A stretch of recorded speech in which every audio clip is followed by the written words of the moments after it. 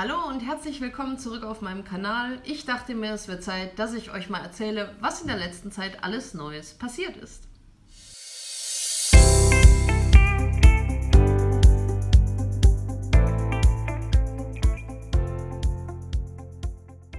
So, ich dachte mir, jetzt wo es im Winter leider nicht so wirklich möglich ist zu fliegen, halte ich euch trotzdem mal auf dem Laufenden, was bei mir so alles passiert.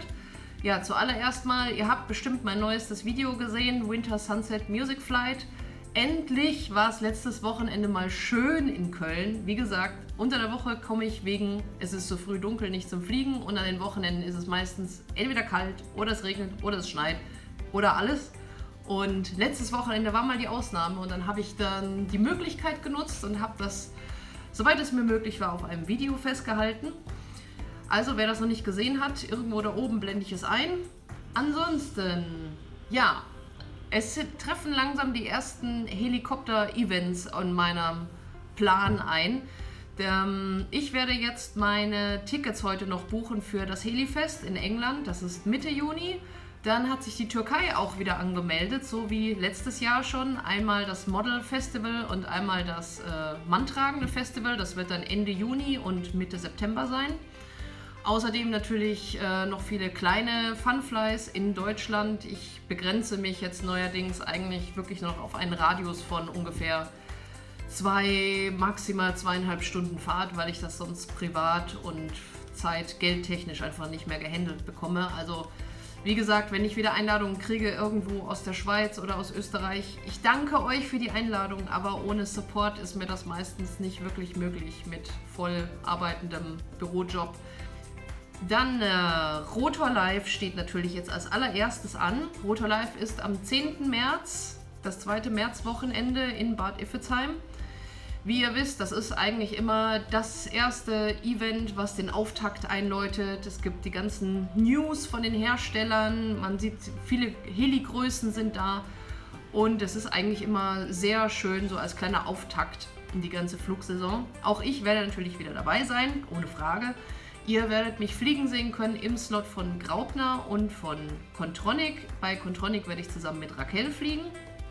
Wenn wir schon bei Raquel sind, auch die wird dieses Jahr wieder dabei sein. Ich werde sie und ihren Papa auch wieder vom Flughafen abholen, genau schon wie letztes Jahr. Also wer meinen Vlog von letztem Jahr kennt und viele Leute auch gesagt haben, oh, das war so lustig, wie ihr Auto gefahren seid. Ja, genau das steht euch dieses Jahr wieder bevor. Also ihr könnt euch schon mal auf einen neuen Vlog freuen. Auch noch Rotor Live. Wer letztes Jahr fleißig auf meinem Kanal mitgeguckt hat, wird vielleicht das Interview mit Nick Maxwell gesehen haben, was lustiger wurde, als ich es eigentlich geplant habe. Aber nach wie vor, ich schaue es mir auch immer noch sehr gerne an. Auch das verlinke ich euch hier oben. Nick Maxwell persönlich hat sich wieder bei mir gemeldet und hat gesagt, oh, ich möchte unbedingt wieder so ein Interview machen. Das war so lustig, ich kann es gar nicht abwarten. Können wir das wieder machen? Und auch Kyle Stacy hat gesagt, er möchte so ein Interview machen. Ja, deswegen, es wird Zeit, dass ich mir jetzt ein paar lustige Fragen ausdenke. Und da seid jetzt auch wieder ihr gefragt, wenn ihr lustige Ideen habt für Fragen, die ich die Heli-Größen fragen soll, dann schreibt mir das hier unten in die Kommentare rein. Ich werde das alles sammeln und mitnehmen.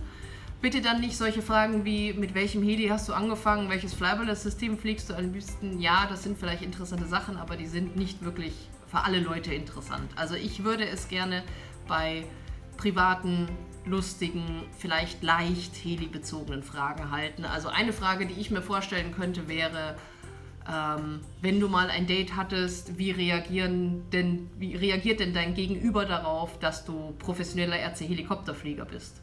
Ich kann da aus eigener Erfahrung sprechen, da kommen die lustigsten Reaktionen zustande. Also das wäre zum Beispiel so eine Frage, die ich stellen werde. Also überlegt euch mal was, wenn ihr Ideen habt, schreibt das unten in die Kommentare. Ich sammle das und ich freue mich auf eure Ideen. Es wird auf jeden Fall wieder sehr, sehr lustig. Weiterhin Rotor Live. Ich werde dieses Jahr, ihr wisst ja, ich sage immer, wer mich treffen will, kommt vorbei und haltet ein kleines Schwätzchen mit mir und wenn ihr irgendwas zum Unterschreiben haben wollt, bringt das mit. Es gibt wirklich Leute, die wollen, dass ich meine hässliche Unterschrift irgendwo draufschreibe. Ich freue mich natürlich jedes Mal wie ein Schnitzel, weil das für mich immer ein bisschen surreal ist, aber gut. Und ihr wisst, die Leute, die das schon mal versucht haben, mich zu treffen, man sieht mich meistens immer von A nach B, die Treppe rauf, die Treppe runter flitzen, so, nein, ich habe gerade Flugslot, ja, lass uns später unterhalten. Ja, ich werde auch wieder Flugslots haben, die halten sich aber ja in Grenzen.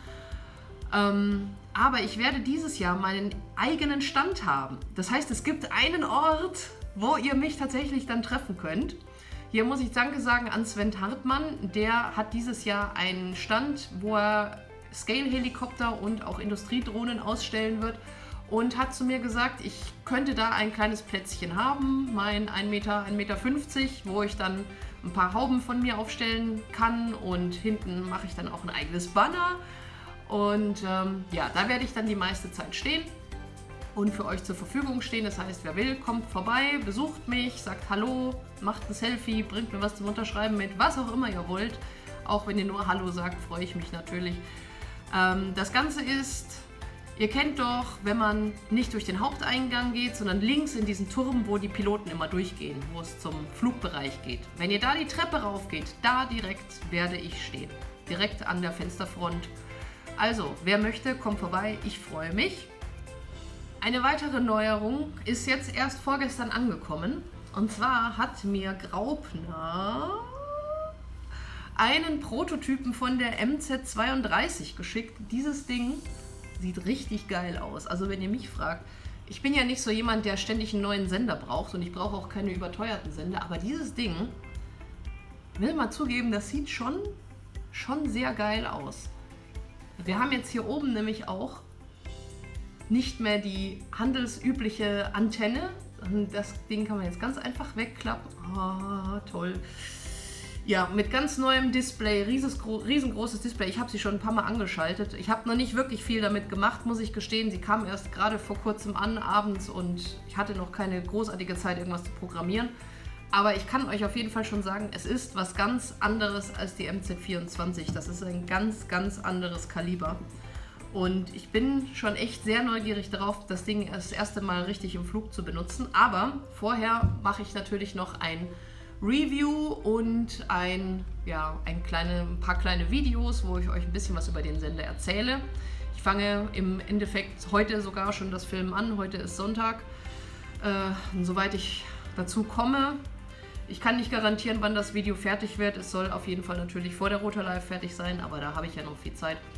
Ich denke mal, so innerhalb der nächsten 1-2 Wochen werdet ihr die ersten Videos sehen, also freut euch da drauf. Eine weitere Neuerung, die ihr von den Leuten, die mir auf Instagram folgen, ne, ich blende hier unten mal meinen Instagram-Account ein. Ich warne euch schon vorher, mein Instagram-Account ist nicht so sehr Heli-lastig, sondern eher Personal-Fitness-lastig.